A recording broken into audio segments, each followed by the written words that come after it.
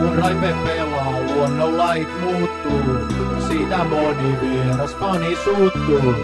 Heitä lätyn vauhtin jokaiselle. Tarvit vain kyky luistelulle. Taas tuli maali syötöstä Raimon. Hei, näitkö Raipe nässät pelin syöttöä? Siitä tosi upeeta lähtyä. Löysin Niemisen takakomalta. Tuntui se ihan uskomattomalta. Raipe se jaksaa, lainan yli Saksaa. On se vaan todellinen ihmemies. Liiankin hyvin se vauhdissa pärjää, vaikka lähenee jo 40. On sillä vielä yläpää kunnossa, vaikka monta pistettä plakkarissa. Joukkue pelaaja henken veren, ykkösurheilija Tampereen.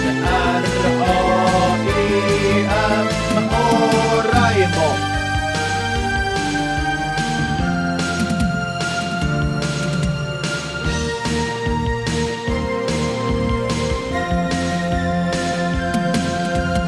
Kun näin sen kerran pelailevan, niin et voi vaatia, kun sitä unohtavan.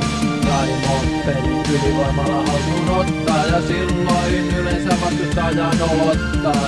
Kis, kis, kis, kis, ota tää kiekko multa. Kis, kis, kis, kis, touhus näyttää hapululta. Kis, kis, kis, kis, länket ai ai ai ai kulta. Kis, kis, kis, kis, Raimo, Nikko, tulta.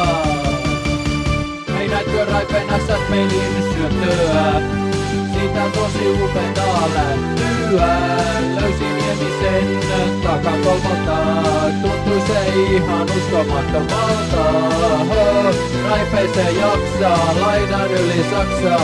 On se vaan todellinen ihmemies. Liiankin hyvin se vauhdissa pärjää, vaikka lähenee jo 40. On sillä vielä yläpää kunnossa, vaikka monta pistettä plakkarissa. Joukkue pelaaja henken vereen, ykkösurheilija Tampereen. R-A-I-M-O Raimo.